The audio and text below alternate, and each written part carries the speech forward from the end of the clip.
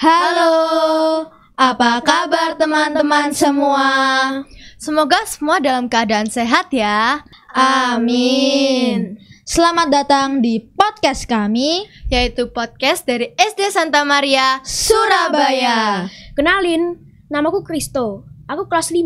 Aku Abi dan aku kelas 5 juga. Dan aku Marcel juga dari kelas 5. Welcome to our podcast. Di podcast kali ini kita punya topik yang seru loh.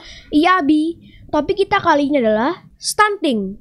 Betul Kristo, dan kita juga mau cerita singkat tentang kunjungan kita ke Rumah Sakit Darmo dalam rangka observasi stunting. Sebelum kita cerita-cerita, kalian harus tahu dulu nih, apa itu stunting? Stunting adalah kondisi gagal tumbuh kembang anak pada 1000 hari pertama kehidupan.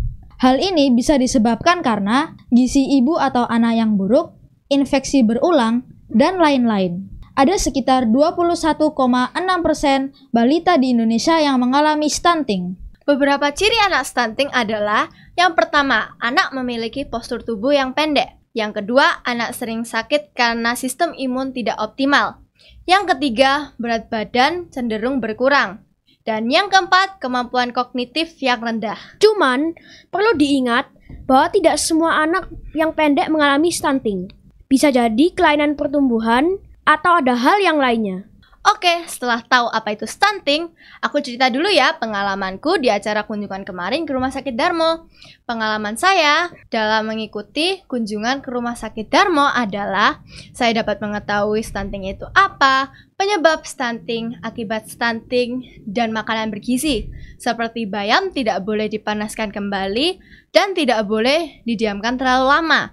Wortel dan tomat harus dipanaskan agar vitamin di dalam wortel dan tomat dapat aktif. Kalau kamu, Kristo? Yang saya dapatkan setelah observasi di Rumah Sakit Darmo adalah contoh makanan bergizi dan tidak bergizi, seperti makanan kemasan dan olahan, fakta sayur bahwa semua sayur tidak boleh digoreng karena akan mengurangi gizi sayur, dan pengecekan lingkar tangan perempuan sebelum program kehamilan. Kalau kamu gimana, Marcel? Nah, yang saya dapatkan dalam kunjungan kemarin ke RS Darmo, yang pertama, agar gizi seimbang, makanan kita harus mengandung karbohidrat, protein, yang ada 2 jenisnya, yaitu protein hewani dan protein nabati, lemak, vitamin, dan mineral.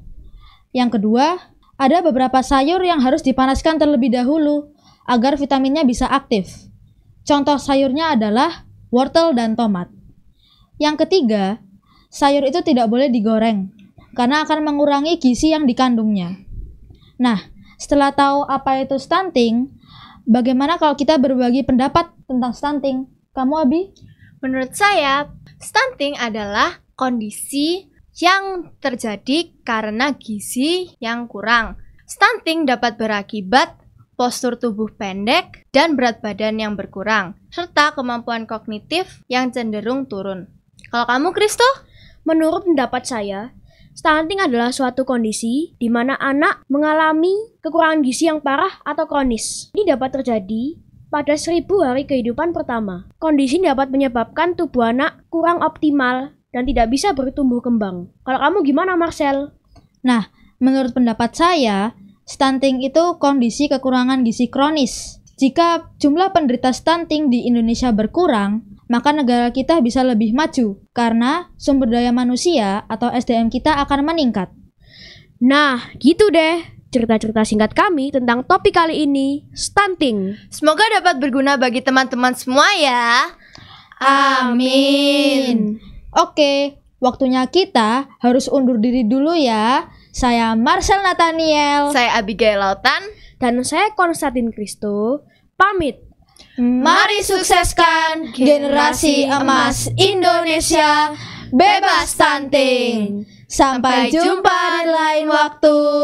Tuhan memberkati. Bye.